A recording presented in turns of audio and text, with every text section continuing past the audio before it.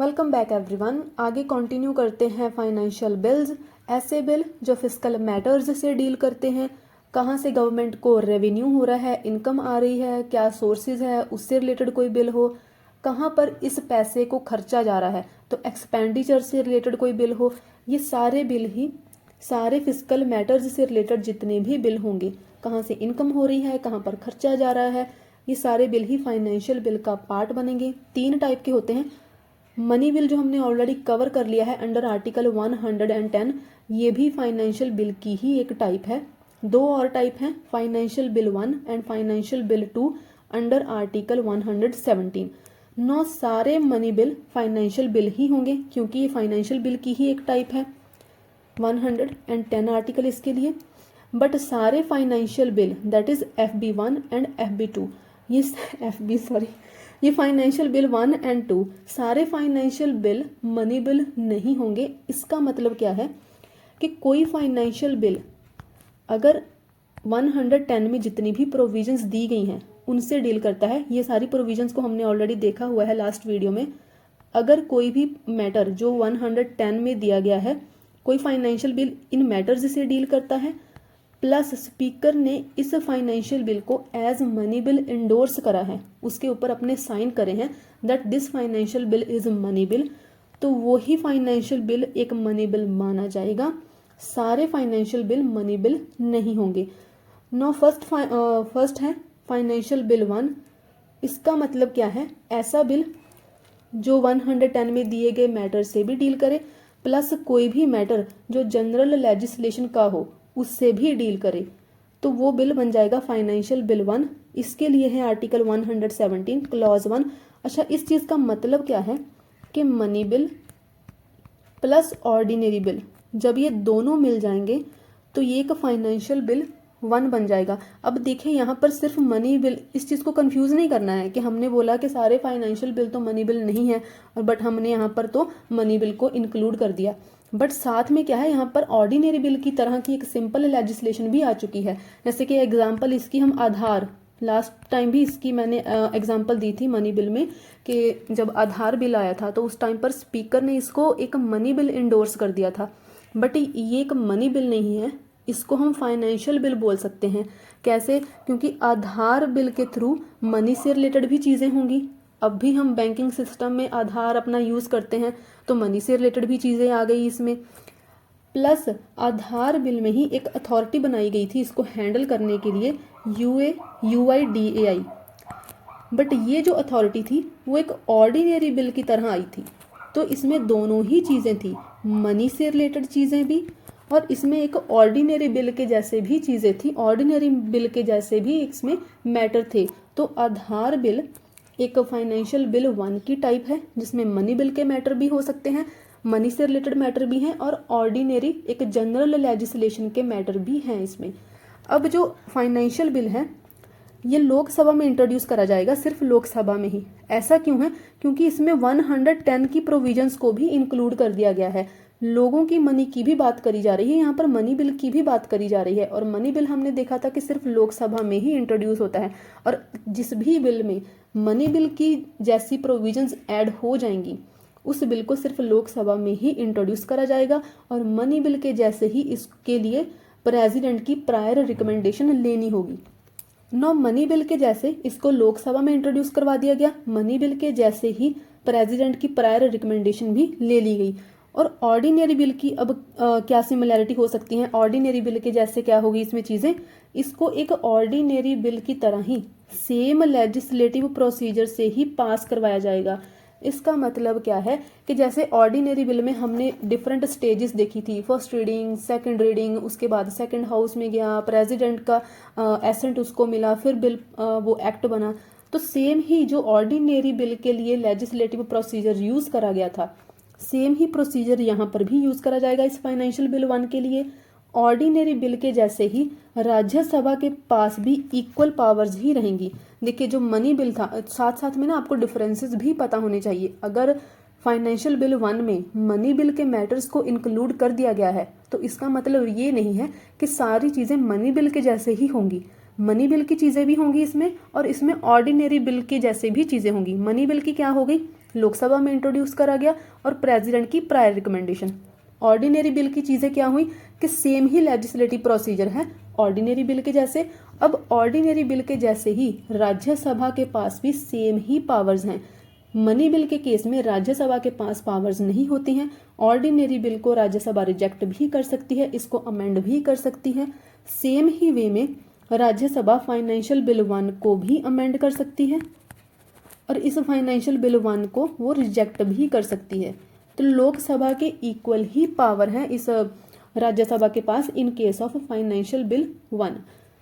अब नेक्स्ट देखिए क्या है, जब ये दोनों ही हाउसेज में बिल पास हो जाएगा, जब भी दोनों ही बिल हाउसेज में पास हुआ, राज्यसभा में भी और लोकसभा में भी, बाद में फिर आएगा ये प्रेसिडेंट के एसेंट के लिए। अब प्रेसिडेंट की देखिए इसमें ना दो ही चीजें हैं, दोनों ही चीजें हैं। मनी बिल के जैसे पहली रिकमेंडेशन से ऐड हुआ, अब ऑर्डिनरी बिल के जैसे प्रेसिडेंट के पास 3 ऑप्शंस रहेंगी। या तो वो बिल को अपना एसेंट दे सकते हैं या फिर अपना बिल को विदहोल्ड करके इसको रिजेक्ट कर सकते हैं और वो एक्ट नहीं बनेगा, और साथ में ही वो बिल को रिटर्न भी कर सकते हैं। तो यहाँ पर देखिए कुछ ऑर्डिनरी बिल की चीज़ें हैं इस फाइनेंशियल बिल 1 में और कुछ चीज़ें इसमें मनी बिल जैसी हैं। जो ऑर्डिनरी बिल के जैसे ही यहाँ पर अगर डेडलॉक आ जाता है, क्योंकि अब राज्यसभा के पास भी इक्वल पावर है, तो डेडलॉक की पॉसिबिलिटी बन जाती है। और अगर डेडलॉक आया है ऑर्डिनरी बिल के जैसे ही, यहाँ पर फिर प्रेसिडेंट जॉइंट सिटिंग भी सम्मन करवाएंगे और जॉइंट सिटिंग के थ्रू इस डेडलॉक को रिजॉल्व करा जाएगा। उसके बाद फिर सेम प्रेसिडेंट के पास जाएगा ये फाइनेंशियल बिल 1 एसेंट के लिए। तो ये तो सारा प्रोसेस था फाइनेंशियल बिल 1 का, जिसमें मनी बिल की चीज़ें भी हैं और इसमें ऑर्डिनरी बिल की भी चीज़ें हैं। नाउ नेक्स्ट है फाइनेंशियल बिल 2।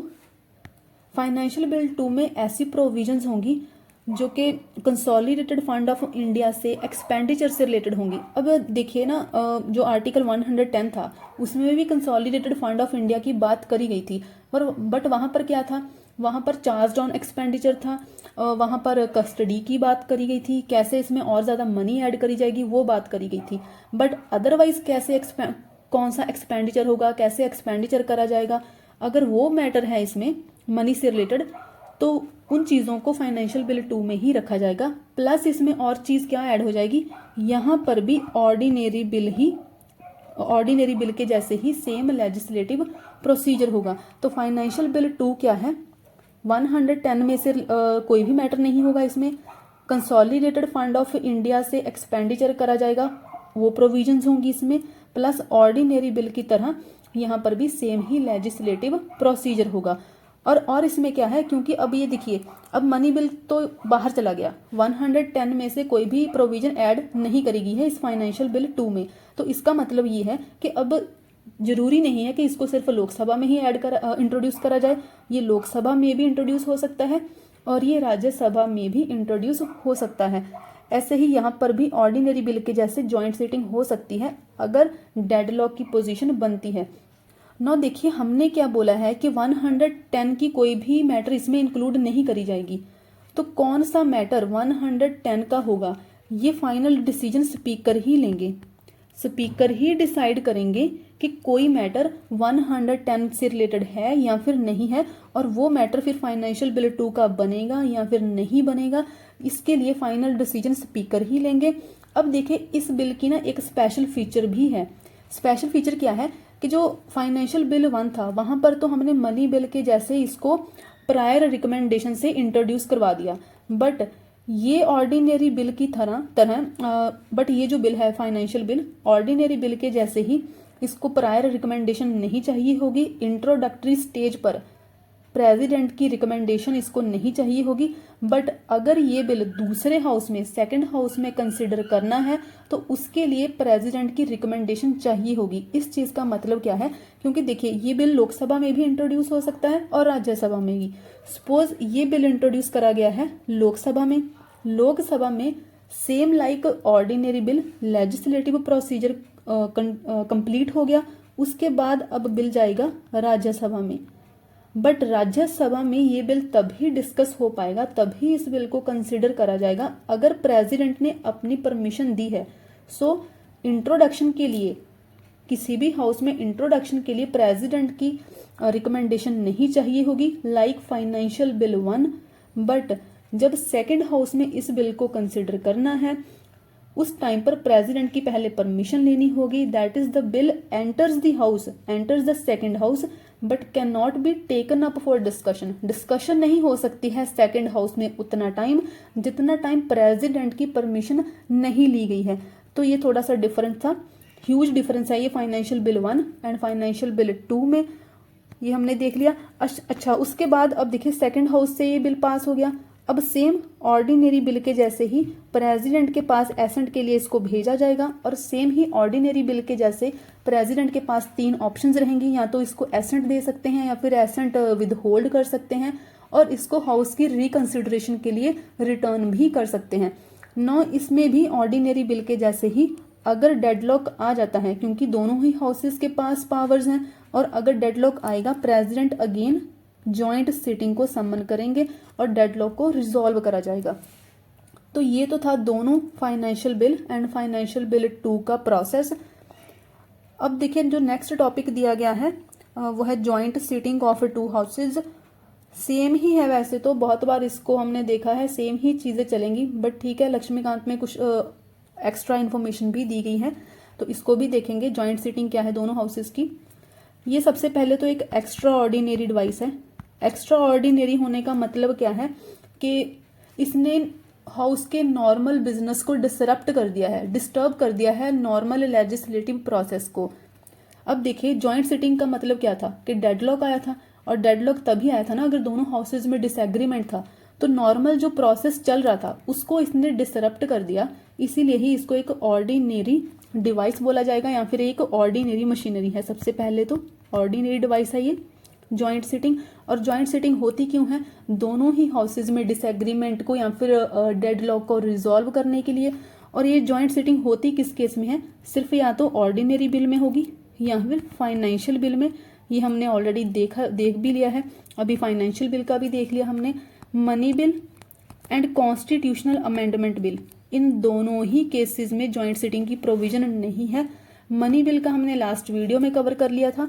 जो कॉन्स्टिट्यूशनल अमेंडमेंट बिल है ये भी हमने ऑलरेडी कवर कर लिया हुआ है डिटेल में, अमेंडमेंट वाले चैप्टर में हमने इसको देखा था। तो इन दोनों ही बिल के केस में जॉइंट सिटिंग नहीं करवाई जाएगी। अब डेडलॉक कैसे बन सकता है?